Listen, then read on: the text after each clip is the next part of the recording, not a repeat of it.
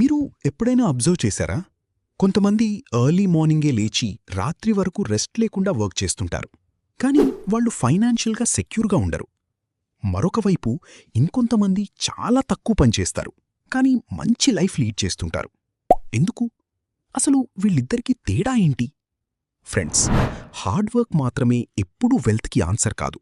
మనీతో మన సైకాలజీ, మన థింకింగ్, మన ఎమోషన్స్, మన బిహేవియర్ ఇవన్నీ కలిసి మన వెల్త్ని డిసైడ్ చేస్తాయి.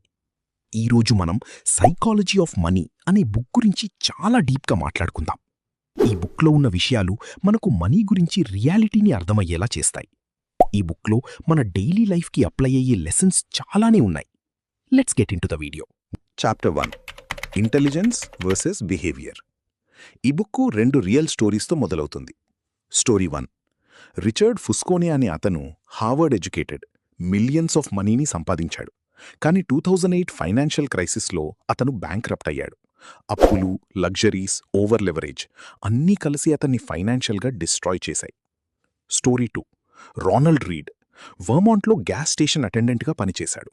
కానీ చనిపోయినప్పుడు అతను $8 మిలియన్ మిగిల్చాడు.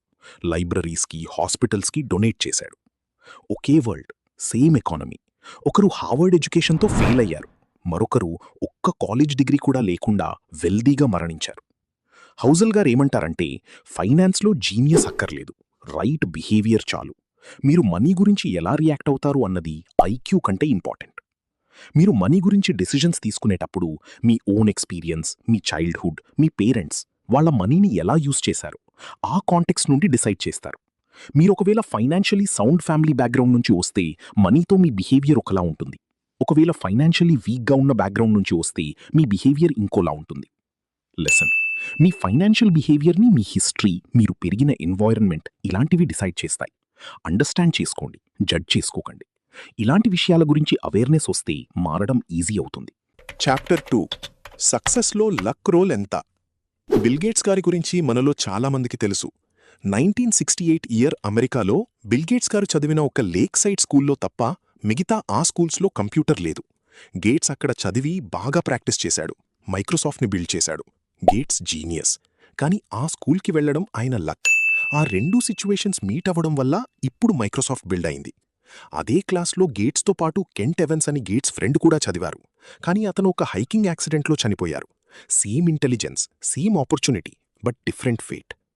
లెసన్: సక్సెస్ చూసి అడ్మైర్ చేయండి, కానీ బ్లైండ్లీ కాపీ చేయకండి. ఫెయిల్యూర్ చూసి జడ్జ్ చేయకండి. లక్ మరియు రిస్క్ ఇవి మన కంట్రోల్లో లేవు, కానీ మన బిహేవియర్ మాత్రమే మన కంట్రోల్లో ఉంది. ఫ్రెండ్స్, ఈ కంటెంట్ మీకు నచ్చినట్లయితే ఒక్కసారి లైక్ చేసి సబ్స్క్రైబ్ చేయొచ్చు కదా. ఇలాంటి వీడియోస్ మన ఛానల్లో ఇంకా చాలానే వస్తాయి. Chapter 3 never ending greed trap. ఇప్పుడు ఇంకొక రియల్ స్టోరీ గురించి మాట్లాడుకుందాం. రజత్ గుప్తా, మెకిన్జీ సీఈఓ, మిలియన్స్లో మనీని సంపాదించారు. కానీ అతను ఎప్పుడూ బిలియనేర్స్తో కంపేర్ చేసుకునేవారు. ఎంత సంపాదించినా సాటిస్ఫాక్షన్ లేకుండా పోయింది. చివరికి స్టాక్ మార్కెట్లో ఇన్సైడర్ ట్రేడింగ్, అంటే స్టాక్ పెరుగుతది అని ముందుగానే ఇంటర్నల్ డిస్కషన్స్లో కనుక్కుని ఇన్వెస్ట్ చేసి జైల్కి వెళ్లాల్సొచ్చింది. హౌజల్ గారు ఏమంటారంటే, the hardest financial skill is getting the goal post to stop moving. అంటే మనకు ఫైనాన్షియలీ ఇంతకు మించి రిస్క్ తీసుకోవడం వద్దు అనే డెసిషన్ తీసుకోవడం చాలా కష్టం. మీరు స్టూడెంట్గా ఉన్నప్పుడు నెలకి 30,000 వస్తే చాలు అని అనుకుంటారు. ఆ తర్వాత 1,00,000 వస్తే చాలు అనుకుంటారు. ఆ తర్వాత ఇల్లు కావాలి, కార్ కావాలి, అబ్రాడ్ ట్రిప్ కావాలి. ఇలా మన ఆశలు పెరుగుతూనే ఉంటాయి. గోల్స్ పెట్టుకుని ఎదగడంలో తప్పులేదు, కానీ మన సాటిస్ఫాక్షన్ పాయింట్ ఏదో తెలుసుకోకుండా ఉండడం తప్పు. ఆ పాయింట్ కన్నా ముందుకు వెళ్తే నీకు ఇంకా ఎర్న్ చేసే ఛాన్సెస్ ఉండొచ్చు, కానీ రిస్క్ కూడా అలాగే ఉంటుంది. గోల్ పోస్ట్ ఎప్పుడూ ఆగదు, మీరే దానిని ఆపాలి. ఇనఫ్ అనేది వీక్నెస్ కాదు, అది మోస్ట్ పవర్ఫుల్ ఫైనాన్షియల్ స్కిల్. మీకు ఎంత అవసరమో తెలుసుకోవడం, అదే ట్రూ వెల్త్. లెసన్: మీరు రిచ్ అయినప్పటికీ సోషల్ కంపారిజన్ మిమ్మల్ని ఎప్పుడూ పూర్గా ఫీల్ చేస్తుంది. అది మీరు మిలియనేర్ అయినా, బిలియనేర్ అయినా. మీ ఓన్ ఇనఫ్ని డిఫైన్ చేసుకోండి. Chapter 4 compounding is you're super power. Warren Buffett గారి గురించి మీలో చాలామందికి తెలుసు. ఆయన వరల్డ్లోనే ఒక గ్రేటెస్ట్ ఇన్వెస్టర్. అతని నెట్వర్త్ రఫ్లీ $100 బిలియన్ పైగా. ఆ వెల్త్లో $81.5 బిలియన్ తనకి 65 ఇయర్స్ ఏజ్ తర్వాతనే వచ్చింది. బఫెట్ గారి రియల్ సూపర్ పవర్ ఏమిటంటే, అతను 10 ఇయర్స్ ఏజ్లోనే ఇన్వెస్ట్ చేయడం స్టార్ట్ చేశారు. 90 ఇయర్స్ వయసులో కూడా తన ఇన్వెస్ట్మెంట్స్ని ఆపలేదు. సో స్టాక్ మార్కెట్లో ఎప్పుడూ కూడా time is more important then skill. Housel గారు ఏం చెప్తారంటే, మీరు 20 ఇయర్స్ ఏజ్లో చిన్న ఇన్వెస్ట్మెంట్స్తో స్టార్ట్ చేస్తే వచ్చే రిజల్ట్ 40 ఇయర్స్ వయసులో అదే చిన్న మనీతో స్టార్ట్ చేస్తే ఎప్పటికీ రాదు. కాంపౌండింగ్ని అర్థం చేసుకోవడం ఈజీనే, కానీ దాన్ని ట్రస్ట్ చేసి వెయిట్ చేయడం అది హార్డెస్ట్ థింగ్. లెసన్: రిటర్న్స్ పెద్దగా లేకపోయినా consistency and time away real wealth builders. Start now, start small, stop interrupting compounding.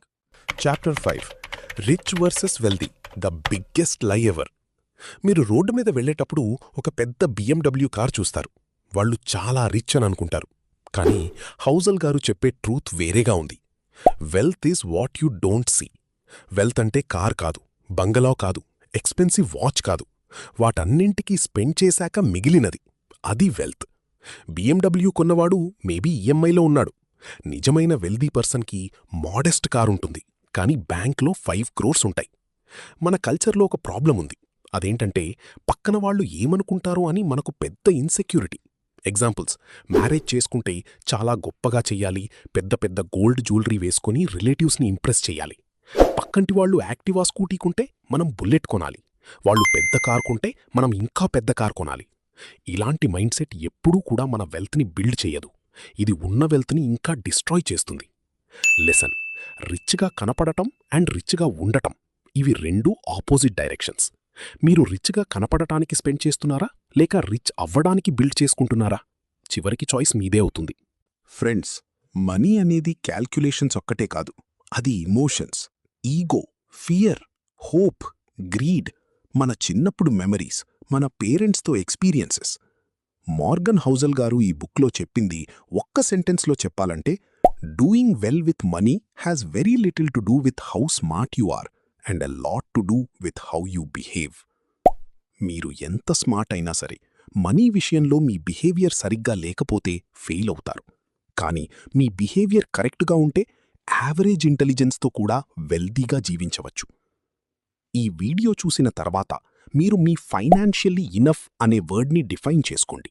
ఈ మంత్ నుండి మీకు ఎంత వీలవుతే అంత 500 రూపీస్ అయినా సరే ఇన్వెస్ట్ చేయడం స్టార్ట్ చేయండి.